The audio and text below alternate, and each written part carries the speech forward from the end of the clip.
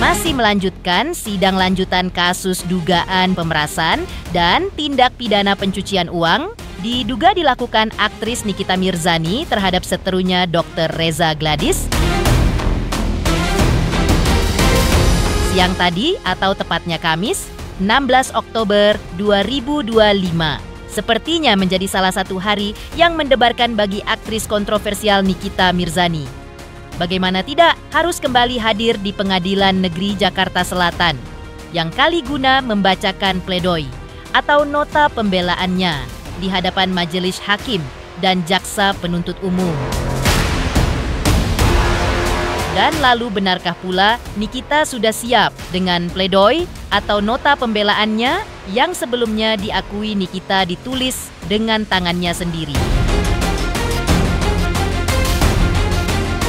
Pemirsa, bersama Intens Investigasi, kami hadirkan kabar terkini, terpercaya, dan teraktual. Tetapi sebelumnya, jangan lupa untuk like, subscribe, dan juga share channel YouTube ini.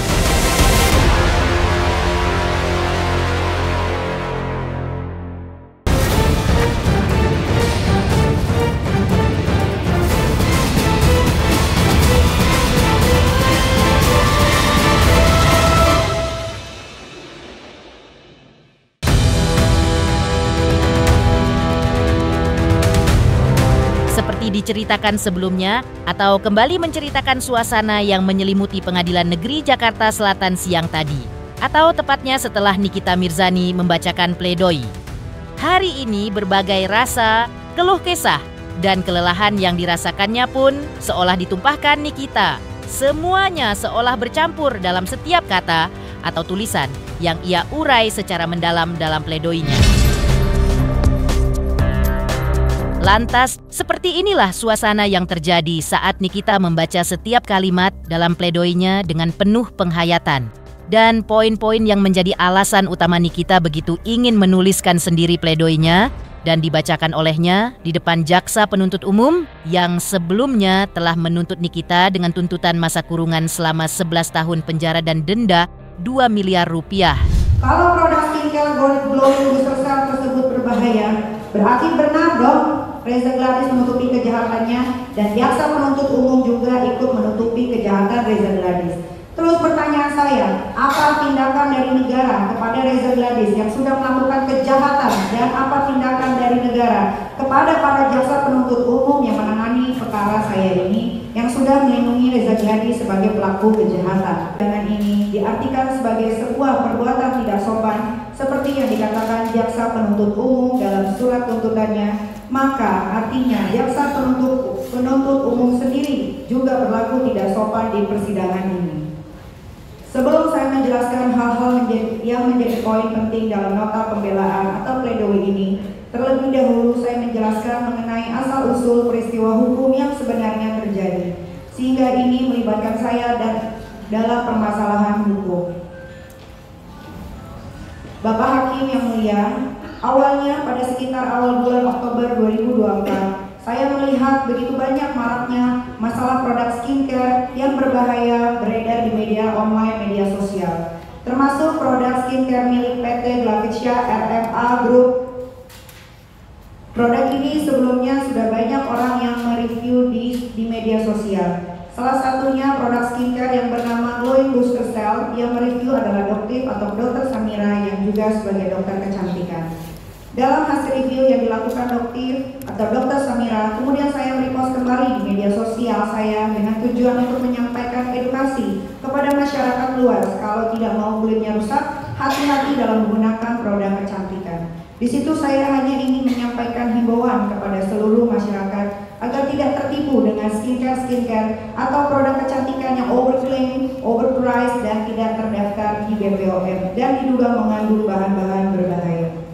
Bahwa saya sampaikan kepada Bapak Hakim yang mulia, saya tidak pernah mereview produk milik PT Glavicia RMA produk yang bernama Glowing Booster Cell dengan review yang jelek-jelek. Yang saya lakukan hanya sebatas merepost kembali postingan dokter terkait produk milik PT Glavicia RMA Group yang bernama Glowing Booster Cell di akun media sosial TikTok bernama @nikita_huruhara. bahwa selanjutnya saya menyampaikan kepada Ismail Marzuki apa tujuan Reza Gladys mau ketemu saya. Kemudian Mail bilang Reza Gladys mau silaturahmi. Saya katakan, iya, silaturahmi itu mau ngapain? Pasti ada tujuannya mau silaturahmi ke saya.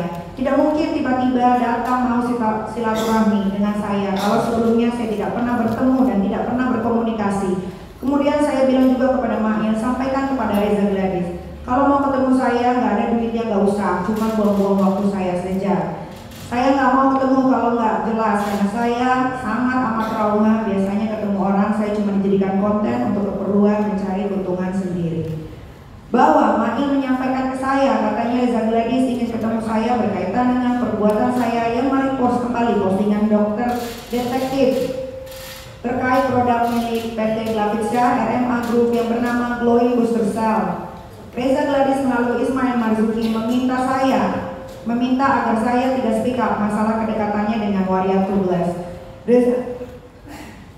Reza Gladys juga mau mengajak saya kerjasama untuk memperbaiki nama baiknya karena sudah dijelek-jelekan oleh Doktif atau Dokter Samira, dan meminta agar saya pasang badan apabila ada orang lain yang menjelek-jelekan produk Reza Gladys. Atas hal tersebut, kemudian saya sampaikan kepada Mail, bilangin ke Reza Gladys kalau dia mau produknya tidak dijelek-jelekin sama orang, ya bikin yang bagus. Saya membantu Reza Gladys kalau dia sudah memperbaiki produknya dan produk Glowing Booster Cell yang sudah beredar di seluruh, ditarik semua dari pasar yang diperjualbelikan secara bebas. Bahwa setelah itu saya tidak tahu lagi kelanjutannya bagaimana. Tiba-tiba Ismail Marzuki bilang ke saya, Cong, udah deal sama Reza Gladys masalah yang kemarin. Terus saya bertanya, lu deal-dealan apa sama Reza Gladys? Dijawab sama Mail, itu masalah permintaan Reza agar saya tidak speak up masalah kedekatannya dengan Waria Tubles. Permintaan Reza Gladys mengajak saya kerjasama untuk memperbaiki nama baiknya karena sudah dijelek-jelekan oleh Doktif atau Dokter Samira, dan permintaan Reza Gladys agar saya pasang badan apabila ada orang lain menjelek-jelekan produk Reza Gladys. Sehingga saya tanya, berapa biaya dan itu untuk berapa lama? Ismail Marzuki bilang, saya deal dengan sama Reza Gladys 4 miliar untuk jangka waktu 1 tahun.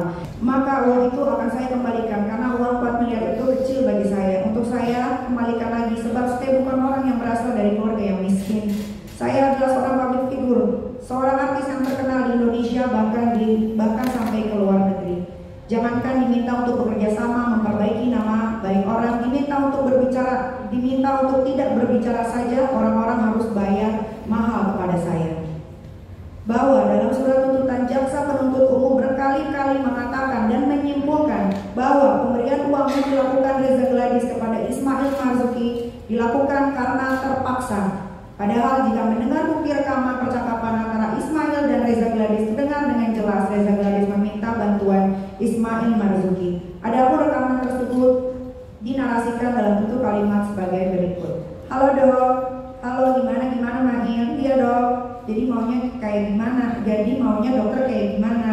Iya, aku kan dari dulu orangnya nggak pernah mau ribut. Aku pengennya sama semua orang baik-baik aja. Jangan sama waria itu. Aku tahu dari dokter Oki. Terus aku kaget dan bahkan aku bilang jangan bawa aku. Aku nggak mau ribut-ribut loh, gitu intinya. Kalau yang ini aku ikut aja sama Mail karena aku bingung. Jadi dokter Reza maunya gimana? Apa nih kita tetap speak up apa gimana? Ya janganlah Mail, aku pengennya yang baik-baik aja. Pledoi atau nota pembelaan sendiri memang tak hanya dibacakan Nikita sebagai terduga pelaku dalam kejadian ini, tetapi juga kuasa hukumnya. Sama seperti Nikita sang kuasa hukum juga membacakan berbagai pembelaan yang intinya ia merasa keberatan dengan tuntutan jaksa penuntut umum sebelumnya dituntut kepada kliennya. Ia juga menyampaikan bahwa sang klien hanya mengulas dan beropini terhadap sebuah produk di media sosial dan bukan melakukan perbuatan melawan hukum seperti yang dituduhkan. Lantas inilah pula kata Nikita usai sidang dengan pembacaan pledoinya selesai dilakukan dan menjelaskan arti dari poin-poin utama yang dibacakannya di hadapan majelis hakim dan jaksa penuntut umum saat itu. Pledoi hari ini alhamdulillah lancar. Gak sia-sia bikin sendiri 1 minggu ini. Main depan siapa tuh? Yang seperti yang kalian dengar tadi. Nah ini kita tadi sempat ngebuka soal Terenggiling. jaksa. Iya, itu tuh sebetulnya terenggiling itu tuh ini banget, ada kamera mendadak itu. Mendadak ngasihnya mereka, apa sih namanya? On the spot gitu tuh. Jadi udah mau jadi, tiba-tiba ada yang ke hutan bilang mau ketemu kita. Kan aku tuh nggak pernah mau ketemu sama orang yang nggak aku kenal, tapi kok rasanya hari itu boleh aja gitu masuk itu orang. Akhirnya dia ngobrol, dia bawa buktinya, ternyata ada masalah terenggiling yang biasanya juga sama Dona. Itu kerugian negara, itu yang negara yang dirugikan. Kalau gua kan tidak merugikan negara, tapi dituntutnya 11 tahun. Ini merugikan negara tapi dituntutnya sama Dona itu cuma setahun dan denda 20 juta. Tuh, makanya gua bingung kok ngejomplang ya. Kaniki tadi juga saat membaca pledoi, Kaniki mengatakan jaksa diduga memiliki dendam pribadi dan ekspresi Iya, jaksa yang memang nyeleneh. benar. Emang nyeleneh semua, tadi juga berisik banget yang gak tau namanya, mohon maaf, gendut. Juga berisik, makanya dia pakai masker terus. Sampai sekarang Tapi masih. gimana sih Kak? Kan itu nota pembelaan, malah diresponnya seperti orang anggap remeh gitu Kak. Sampai Ya, siap doang. emang dia doang yang paling keren deh, jaksa gua doang yang paling keren, yang lain enggak. Baik, tadi isi pledoinya sendiri itu bentuk dari catatan hati sendiri nggak sih? Isi pledoinya tadi itu bentuk Iya, itu isi hati yang selama ini terjadi di persidangan. Mereka tidak melihat fakta-fakta di persidangan, tapi lebih rasa kesel, dendamnya. Terus tadi menyantumkan ayat-ayat suci Al-Quran juga di dalam isi Ya biar pada sadar deh, jangan pada kejam-kejam amat jadi manusia.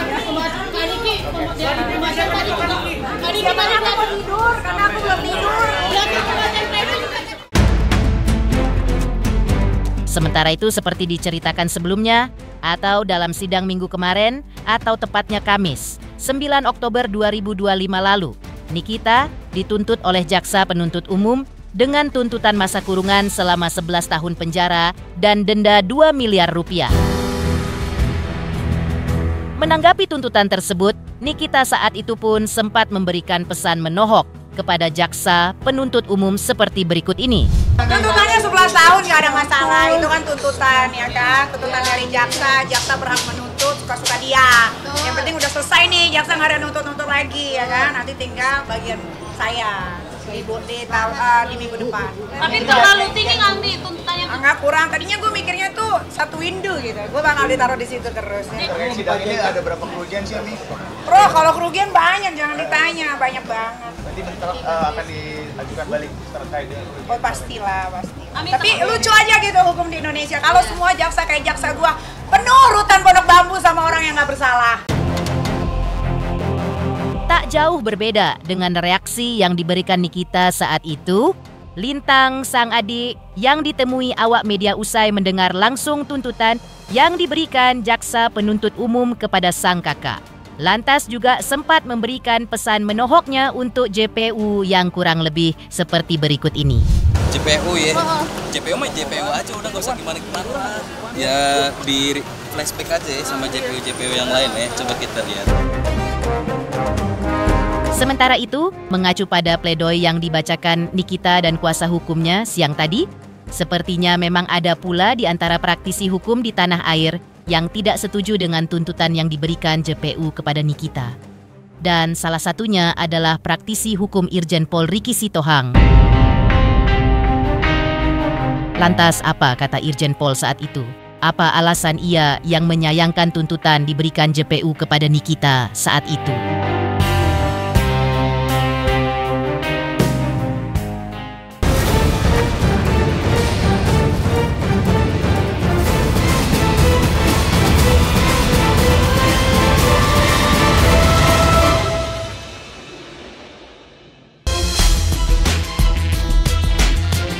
Mengacu pada pledoi yang dibacakan Nikita dan kuasa hukumnya di persidangannya siang tadi. Sepertinya memang ada pula di antara praktisi hukum di tanah air yang tidak setuju dengan tuntutan yang diberikan JPU kepada Nikita. Salah satunya adalah Irjen Pol Ricky Sitohang saat itu. Menurutnya, tuntutan 11 tahun penjara itu memang lahir dari konstruksi hukum yang berat. Karena jaksa memasukkan banyak pasal sekaligus, mulai dari pasal pemerasan, pencucian uang, hingga pelanggaran Undang-Undang ITE. Namun di lain sisi, yang membuatnya kaget adalah karena kasus ini bersifat personal antara dua pihak, bukan tindak korupsi atau kejahatan publik. Kalau media bertanya tentang tuntutan daripada JP itu 11 tahun, nah itu kan sesuai dengan apa yang dirasakan, yang dianalisa oleh JPU selama berjalannya persidangan. Tentu putusan ini tidak akan menyimpang dari konstruksi hukum yang mana tuntutan maksimal itu pasti ada di ranah, tidak bisa keluar dari ranah. Memang saya katakan agak berat penerapan pasalnya ya. Penerapan pasal itu sudah di situ 369 ayat 1 junto 55, dimasukkan juga TPPU, dimasukkan juga 27 SB dan pasal 45 di Undang-Undang ITE. Itu kan berat semua. Nah, dimasukkannya pasal-pasal tersebut saya juga nggak tahu penerapan daripada pasal ini sudah sesuai dengan pengamatan atau analisis daripada JPU atau hasil yang dikirimkan oleh penyidik.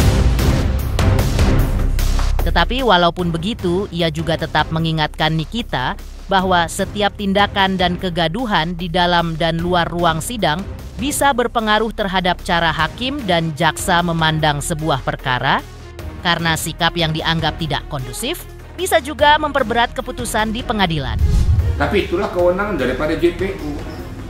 Ya kalau ditanyakan ada faktor-faktor lain, kemungkinan tuh sah-sah saja, bisa-bisa saja, kan gitu.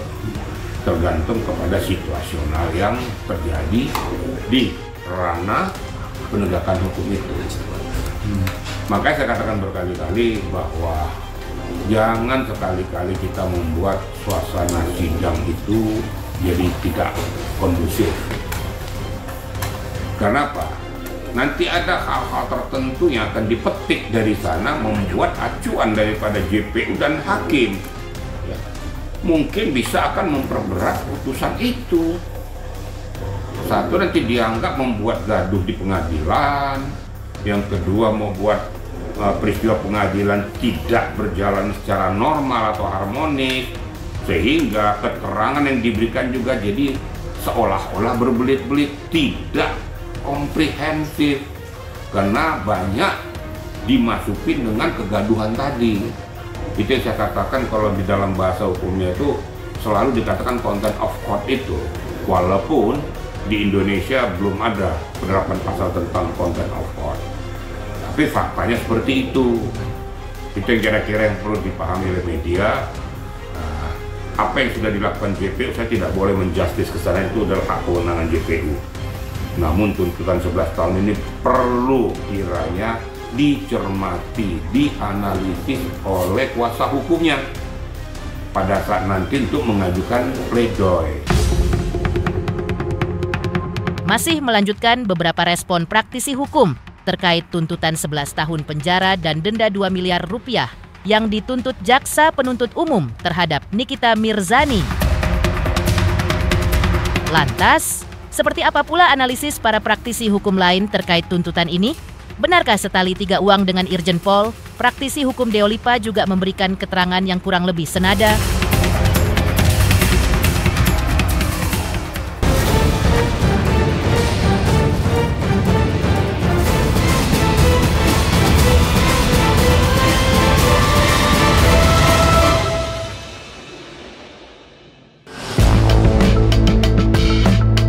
Setali 3 uang dengan Irjen Pol Richie Sitohang. Praktisi hukum Deolipa Yumara juga sempat memberikan analisis hukumnya. Ia menilai tuntutan yang diberikan sebenarnya merupakan kewenangan jaksa, penuntut umum, dan tuntutan tersebut pun tentu lahir berdasarkan ukuran ancaman hukuman dalam kasus tersebut. Tuntutan itu juga menurut Deolipa merupakan keputusan kolegial di tingkat kejaksaan yang tidak bisa diganggu-gugat. Tetapi sebesar apapun tuntutan yang diberikan, menurut Deolipa, pada akhirnya majelis hakimlah yang akan menganalisa dan menilai serta menjatuhkan vonis tersebut. Dan sekali lagi ia menekankan perilaku terdakwa selama persidangan pun juga mempengaruhi putusan, yang mencapai 30 hingga 40% atas vonis majelis hakim. Yang namanya tuntutan itu adalah kewenangan jaksa. Apapun persoalannya, pasalnya apa, ketika ada persidangan pidana dengan dakwaan, ketika masuk ke fase tuntutan, semua adalah kewenangan jaksa. Tentu jaksa mengukur dengan ancaman hukuman yang ada, paling lama berapa tahun, gitu. Jadi kalau kasusnya di kita Mirsani kan paling lama 20 tahun itu, kalau TPPU kan, ya makanya dia ambil di wilayah 11 tahun. Apakah itu rasional? Ya kita nggak tahu rasional apa tidaknya, tapi memang jaksa ketika menuntut mereka merapatkan dulu dengan jaksa di atasnya, dengan petinggi-petinggi yang sudah tercantum dalam surat perintah penanganan perkara. Jadi jaksa kemudian akan rapat itu berapa tahun yang pantas dituntut gitu. Jadi ini keputusan kolegial kejaksaan, keputusan institusi dan nggak bisa diganggu gugat. Yaitu tuntutannya seperti itu. Apakah itu kemudian dianggap berat atau apa ya? Timbang-timbang masing-masing. Bagi terdakwa berat, bagi pelapor kita nggak tahu, bagi majelis hakim kita nggak tahu. Tapi tetap walaupun jaksa menuntut, tetap hakim juga yang memutuskan. Bagi terdakwa selalu tuntutannya itu berat, begitu. Bagi jaksa enggak, bagi hakim dia belum tahu, begitu. Jadi ya pastilah berat tuntutan itu. Apalagi 11 tahun kan. Coba aja kita pikir-pikir. Dituntut 5 tahun aja, kalau diputus 2 tahun kan berat. Sekarang dituntut 11 tahun. Bagaimana hukumannya? Kalau hukuman 5 tahun aja udah berat juga kan. Gitu. Makanya terdakwa pasti protes, begitu. Nah, ini kita maksudnya kan terdakwa di perkara itu kan. Ya dia pasti protes lah, wajar dia protes itu. Ya makanya itu kan, itu pikiran dari terdakwa. Selalu begitu, semua terdakwa ketika dituntut hukuman yang berat, selalu akan protes di sisi-sisi itu. Ini tuntutannya ngarang nih, ngawur ini. Padahal tuntutan ini dasarnya adalah pertimbangan-pertimbangan dari kolegial jaksa yang melakukan rapat gelar penuntutan namanya. Jadi ketika sudah digelar penuntutan, rapatnya ini diputuskanlah ancaman hukuman yang sekian, tuntutannya sekian.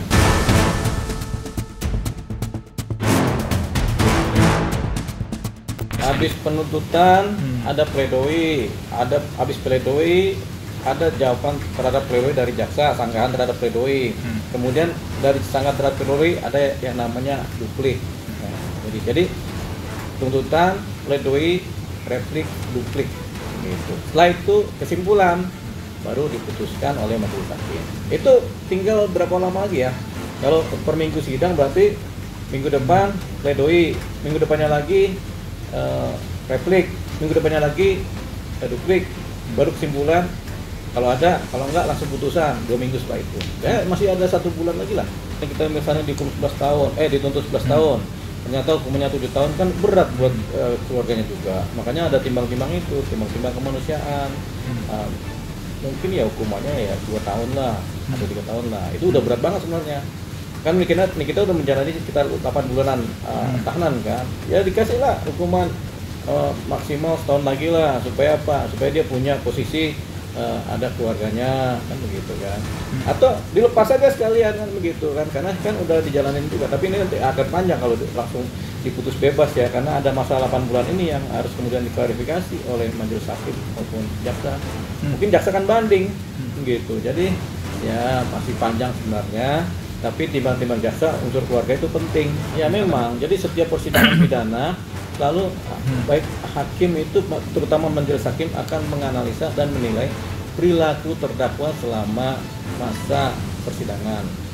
Perilaku ini penting, proporsinya bisa sampai 30%, 40% dari nilai putusan hukuman. Gitu. Jadi kalau terdakwanya sopan banget mengakui dan menyesal, mengakui bersalah dan tidak mau mengulangi perbuatannya, mungkin itu udah mengurangi 40% dari ancaman hukuman yang diajukan jaksa. Hakim langsung berpikiran udah diputuslah kurangin 40% dari tuntutan. Gitu. Karena hakim juga paham, oh ini sudah bertobat namanya kan orang bertobat kan lebih ringan hukumannya. Kita nggak bisa baca pikiran hakimnya. Perkaranya juga kita nggak detail ikutin, di persidangan juga kita nggak tahu isinya apa, tapi kalau kita suruh memprediksi kita nggak bisa, karena pikiran hakim itu susah diprediksi. Pemirsa Intens Investigasi, jangan lupa saksikan terus Intens Investigasi. Dan pastikan jangan lupa untuk like, subscribe, share, dan juga komen.